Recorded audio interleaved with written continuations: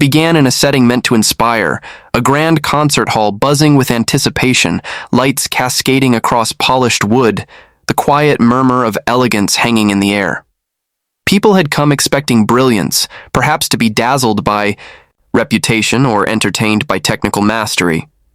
But hidden in the crowd, away from the spotlights and reserved rows, was someone who didn't carry a famous name, didn't come wrapped in years of classical accolades, Karoline Leavitt. She wasn't there to make a scene. In fact, she hadn't even planned to take the stage. She had simply come to observe, to admire, to learn.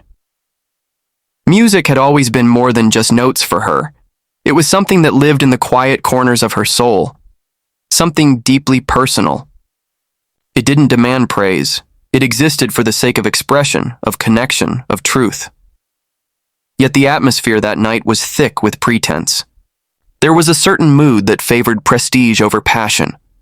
And Karoline, by her mere presence, uninvited, unassuming, unrecognized, disturbed that current.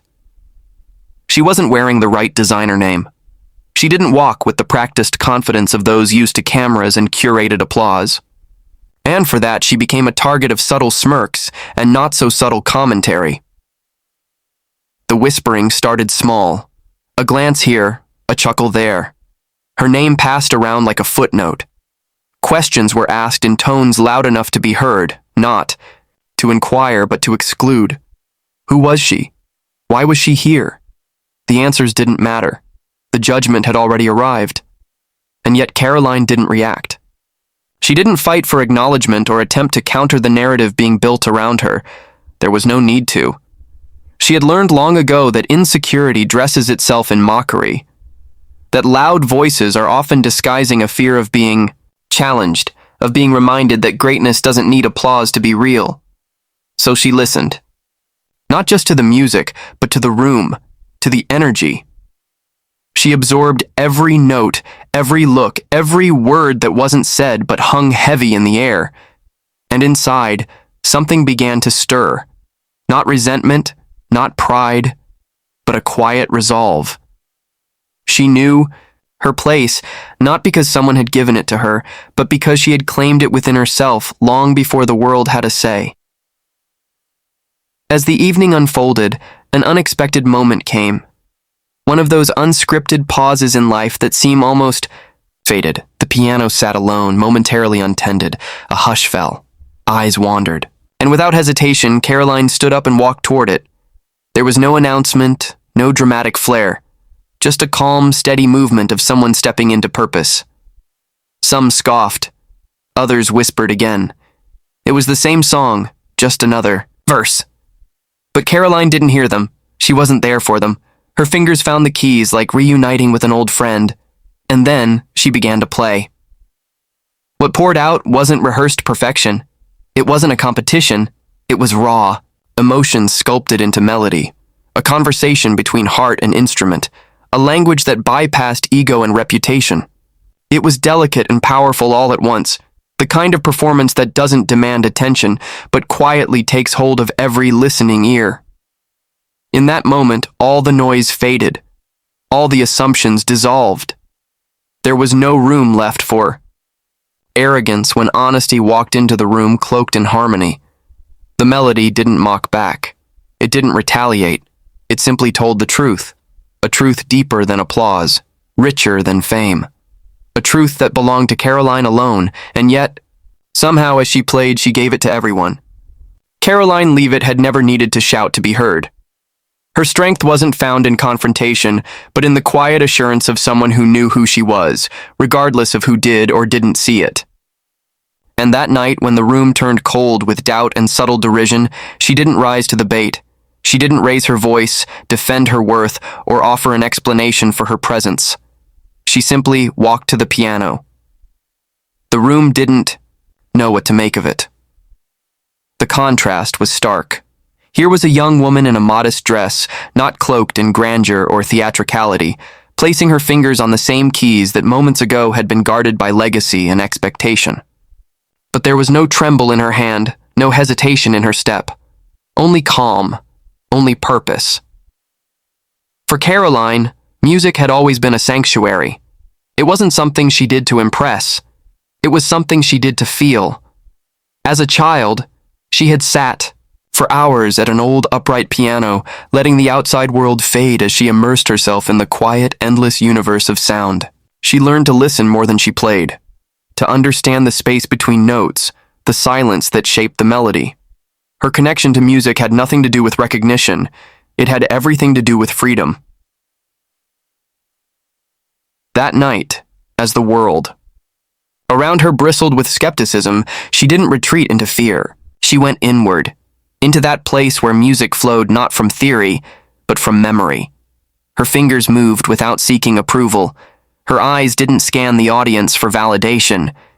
Instead, they softened, as if she was remembering something distant and dear. The first notes drifted through the hall like a gentle breeze. It wasn't loud, it didn't command attention, but it drew it, effortlessly. There was something different in the way she played, not just in technical skill, though that was unmistakable, but in intention. Each chord felt chosen, not for effect, but for meaning. She wasn't performing. She was revealing.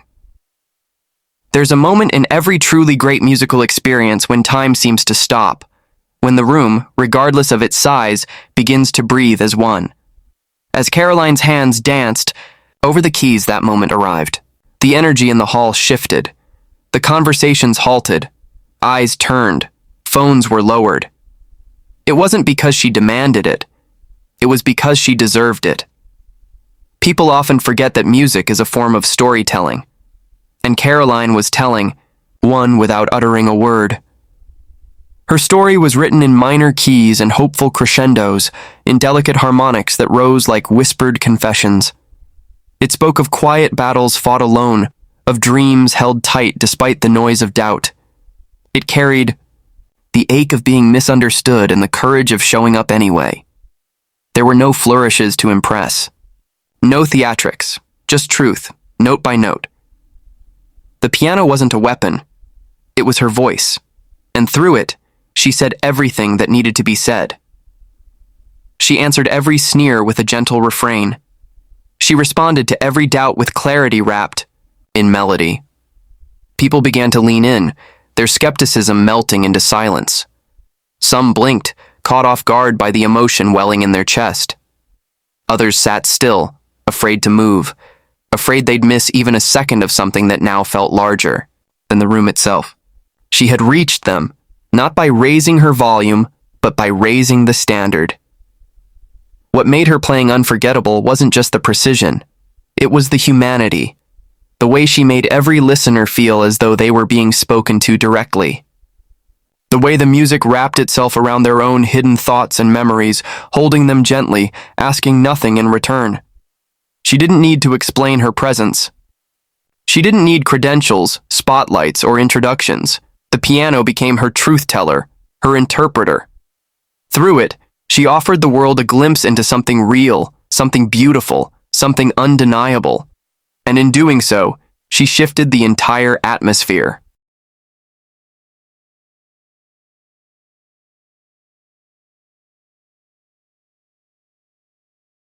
It wasn't just a speech, it was a shift. Most people in that room didn't come to hear her. They came out of routine, or maybe out of curiosity, assuming it would be more of the same. Some had already written her off before she even took the podium. Too young, too fresh, too unpolished for the hardened world of national politics. What they didn't realize was that she didn't step into that room to be accepted. She stepped into it to make them listen. She didn't carry the worn, predictable tone of someone who had been coached for years behind the scenes. Her voice didn't echo with the usual rehearsed rhythms that made everything sound safe and inoffensive. There was something sharper in her tone, calm, yes, but precise. Every word felt chosen not to impress, but to reveal. She spoke with a clarity that made even the most seasoned political minds sit up straighter. What she represented went beyond the usual talking points. It wasn't just about party lines or campaign slogans. It was something that had been missing for a long time. Authenticity. Not the kind packaged into a viral clip, but the kind that shows up when someone speaks because they care more about truth than approval. She wasn't trying to win over the elite. She was speaking for everyone who had ever been ignored, dismissed, or talked over. And as she continued, it became clear she wasn't defending herself. She wasn't trying to prove she belonged. She already knew she did. She was speaking on behalf of a generation that had grown up watching powerful people make promises and break them. She was speaking to the kids who watched their parents work 2 jobs just to keep the lights on, to the small-town Americans who never saw their values represented in Washington's marble halls. Her words weren't coated in polish. They carried grit. The kind that comes from growing up around real people with real problems. She had listened to stories in diners and gas stations at high school football games, the stories that never make headlines but shape lives. That's what she brought into that room, voices that had been shut out for far too long. And the way she spoke, measured but filled with conviction, felt like a challenge not just to the people in the room, but to the system itself. She didn't shout. She didn't ramble. She just told the truth. And somehow, that was more disruptive than anything else. You could feel it in the silence that followed her statements, in the way even the skeptics paused before scribbling their next note. She didn't blink when the tension rose. She didn't backpedal when the atmosphere turned cold. She didn't rely on charm or performance. What she had was conviction, the kind that doesn't need applause to feel powerful. And the moment that truly defined her was when she said something that didn't just answer a challenge, it rewrote the rules. She said it simply, with no theatrics, but it struck like lightning. And that's when people started to see her differently. No longer as the young spokesperson or the idealistic newcomer. She wasn't a symbol anymore. She was a force. In just a few words, she reframed the conversation. The room that once saw her as background noise was now locked into every word. That sentence, it wasn't just about politics. It was about courage. About calling out what others were too afraid to name. It was about standing in a place built to intimidate and refusing to be rattled. There was something undeniably American about it, not in the red, white, and blue fanfare kind of way, but in the spirit of someone who refuses to be told to wait her turn. And that's when people watching from afar began to feel something stir. A realization that maybe, just maybe, this was the beginning of a different kind of leadership.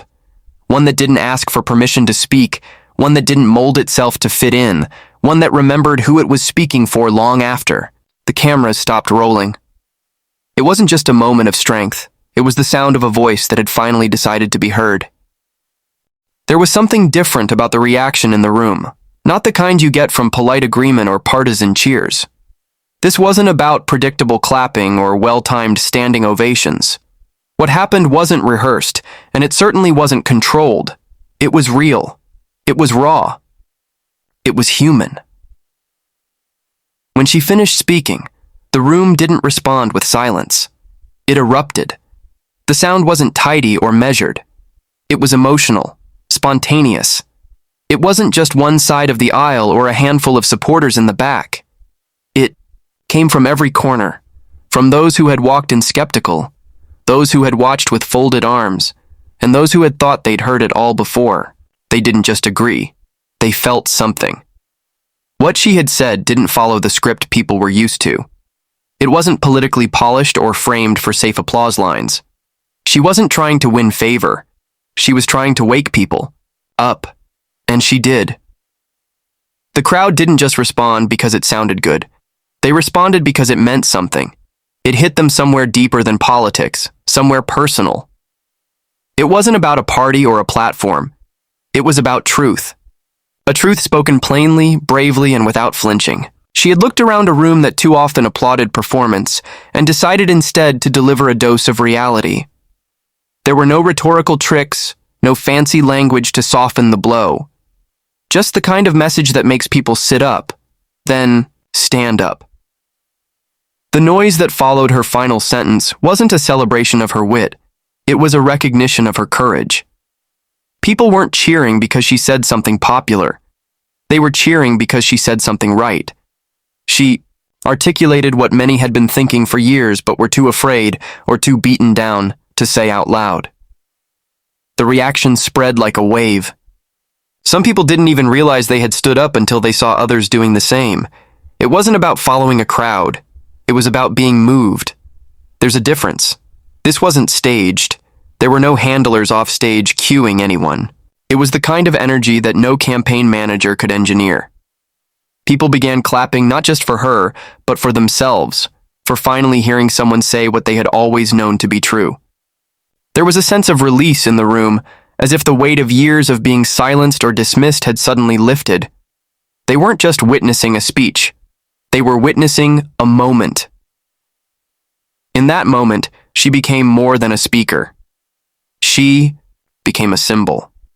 A reminder that conviction still matters, that the truth still cuts through spin, and that courage doesn't have to shout, it just has to stand firm. She didn't speak with anger, but she spoke with force. The kind of force that comes from knowing who you are and who you fight for. And those watching, both in the room and beyond, felt something shift. Even those who had disagreed with her walking in couldn't deny the power of what they'd just seen. The applause wasn't obligatory. It was urgent. People weren't clapping because they were told to. They were clapping because they couldn't not. There was electricity in the air, one that comes not from conflict, but from clarity.